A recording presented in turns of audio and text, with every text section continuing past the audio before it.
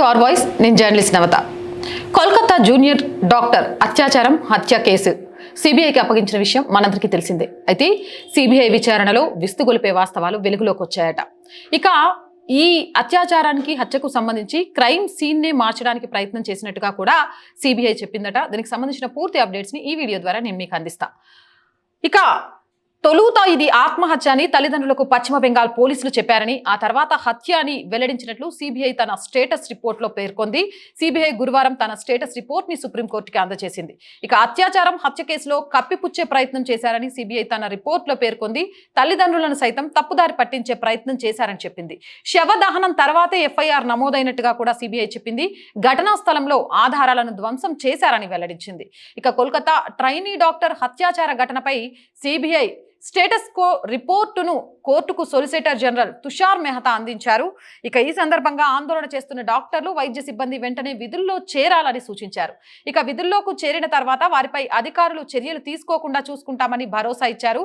అంతేకాదు వైద్యులు విధులు నిర్వర్తించకపోతే రోగులకు ఇబ్బందికర పరిస్థితులు ఎదురవుతాయని కోర్టు వ్యాఖ్యానించింది. ఇక వైద్యులు ఆందోళన పేదలు నష్టపోకూడదని, పేదలు కష్టపడకూడదనే విషయాన్ని కూడా చెప్పింది. అయితే సిజేఐ డివై చంద్రచూడ్ ధర్మాసనం సిబిఐ రిపోర్టును పరిశీలించింది. ఘటన జరిగిన 5వ రోజు దర్యాప్తు రిపోర్టు తమ చేతికి అందిందని కోర్టుకు సొలిసిటర్ జనరల్ తెలియజేశారు. ఇక అప్పటికే చాలా వరకు మార్చేశారని వెల్లడించారు. అయితే ప్రతి ఒక్కటి వీడియోగ్రఫీ జరిగిందని బెంగాల్ ప్రభుత్వం తరపున లాయర్ కపిల్ సిబ్బాల్ తెలిపారు. మృతదేహానికి అంత్యక్రియలు జరిగిన తర్వాత ఎఫ్ఐఆర్ నమోదు చేశారని సొలిసిటర్ జనరల్ చెప్పారు. అసలు ఎందుకు నమోదు చేయాల్సి వచ్చింది? అంత్యక్రియలు జరగక ముందు ఎఫ్ఐఆర్ ఎందుకు నమోదు చేయలేదు? ఆ ముందే నమోదు చేస్తే ఆ కేసు కొంచెం గట్టిగా అయ్యి మళ్ళీ ఇంకోసారి రీపోస్ట్ మార్టం చేస్తే వాస్తవాలు బయటకు వస్తాయని దాపెట్టే ప్రయత్నం చేశారనే చర్చ కూడా నడిచింది. ఇక సీనియర్ డాక్టర్లు సహచరుల ఒత్తిడి చేయడంతోనే వీడియోగ్రఫీ చేశారని పేర్కొన్నారు. అంటే అక్కడ కవరప్ ఏదో జరుగుతుందని వారంతా భావించారని సొలిసిటర్ జనరల్ చెప్పారు. ఇక ఈ కేసును నీరుగార్చేందుకు ప్రయత్నించారంటూ కోల్కతా ప్రభుత్వంపై కోర్టు ఆగ్రహం వ్యక్తం చేసింది. విచారణ విషయంలో నిబంధనలు పాటించలేదని, ఘటనను కప్పిపుచ్చే ప్రయత్నం చేశారంటూ కోర్టు అభిప్రాయపడింది. 30 ఏళ్లలో ఇలాంటి కేసు చూడలేదని సుప్రీంకోర్టు న్యాయమూర్తి జస్టిస్ పార్దివాలా పేర్కొన్నారు. కేసు డైరీ హార్డ్ కాపీ సమర్పించాలని కలకత్తా పోలీసులను సుప్రీంకోర్టు కోరింది. ఇక ఘటన జరిగిన చాలాసేపు తర్వాత కేసు నెంబర్ నమోదు చేసినట్లు తెలుస్తోందని కోర్టు చెప్పింది. మృతురాలికి ఆగస్టు 9న సాయంత్రం 6 గంటల 10 నిమిషాల నుంచి 7 గంటల 10 నిమిషాల మధ్యలో పోస్ట్ మార్టం నిర్వహించడం చాలా ఆశ్చర్యంగా ఉంది. 9వ తేదీ సాయంత్రం 6 గంటల 10 నిమిషాలకు పోస్ట్ మార్టం నిర్వహించిన తర్వాత మృతదేహాన్ని అంత్యక్రియల కోసం రాత్రి 9 గంటలకు కుటుంబ సభ్యులకు అప్పగించారు. రాత్రి 11 గంటల 30 నిమిషాలకు పోలీస్ స్టేషన్లో వైద్యురాలిది అసహజ మరణమని ఎలా నిర్ధారించారు?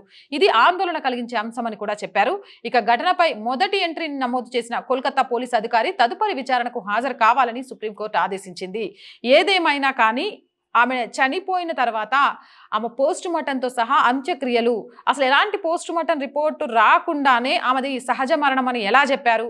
అలాగే ఆమె ఆత్మహత్య చేసుకుందని ఎలా చెప్పారు? కేసును పక్కదోవ పట్టించే ప్రయత్నం చేశారు అనే విషయాన్ని సొలిసిటర్ జనరల్ చాలా క్లియర్గా చెప్పడంతో పాటు ఇక్కడ ప్రభుత్వానికి మాటలు రాకుండా చేశారు. ప్రభుత్వం కప్పిపుచ్చి చాలా సైలెంట్గా ఆత్మహత్య అని చెప్పేసి ఆమె అంత్యక్రియలు గబగబా చేయించేసి గతంలో చేసిన తప్పుల్లాగే ఈ తప్పును కూడా చేతులు గడిగేసుకుందాం అనుకున్నారు. కానీ ఒక అమ్మాయి వాళ్ళ రిలేటివ్ ఒక ఆవిడ బయటికి రేస్ చేసిన ప్రశ్నలు ఈరోజు ఆ ప్రభుత్వానికి, అక్కడ తప్పు చేస్తున్న అధికారులకు ఉరికంబం అంటే మెడకు చుట్టుకుంటుంది అనే విషయాన్ని వాళ్ళు గ్రహించలేకపోయారు. ఇక ఈ కేసులో కోల్కతా పోలీసులు పనిచేసిన తీరు సరికాదని సుప్రీంకోర్టు ప్రధాన న్యాయమూర్తి జస్టిస్ డివై చంద్రచూడ్ పేర్కొన్నారు.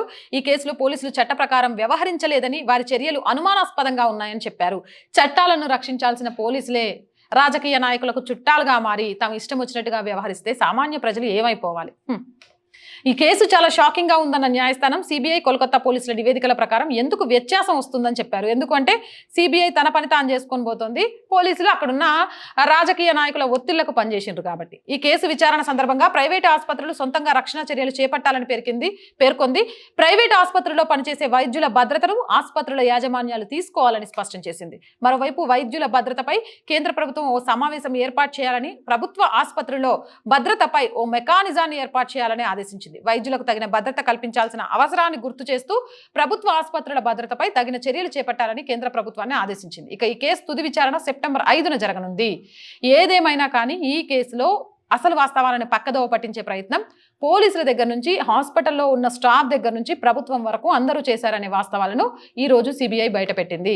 సహజ మరణంగా దీన్ని పక్కదోవ పట్టించే ప్రయత్నం చేశారు. అంతేకాదు ఇక్కడ ఎలాంటి ఆనవాళ్లు దొరకకుండా ఉండేందుకు అక్కడ రీమోడలింగ్ పేరుతోటి ఆ వాస్తవాలను తుడిచేసే ప్రయత్నం చేశారు. కేసు అసలు హత్య అంత ఘోరమైన పైశాచిక హత్యను ఆత్మహత్యగా చేశారు. దీని వెనక ఒక పెద్ద అవయవ రాకెట్తో పాటు హాస్పిటల్లో ఉన్న కమిషన్ల కక్కుర్తి అనేది ఉంది. ఇది చిన్న సంఘటన కాదు.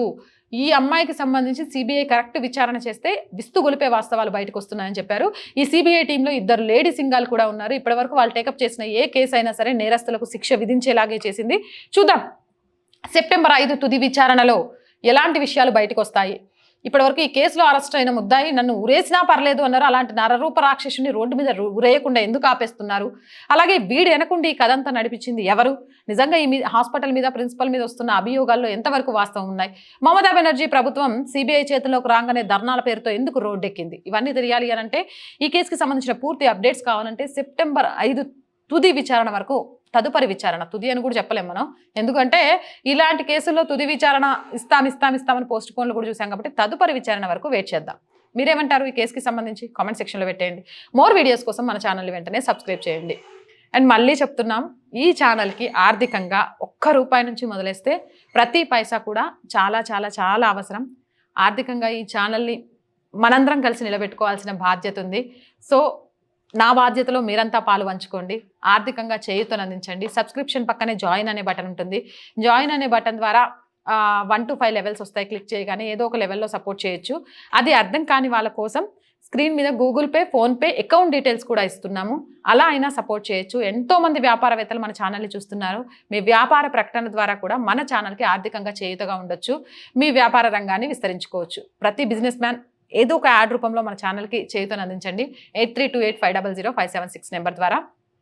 అండ్ ప్రతి ఒక్కరూ ఛానల్ని సబ్స్క్రైబ్ చేయండి, లైక్ చేయండి, షేర్ చేయండి. జై భారత్.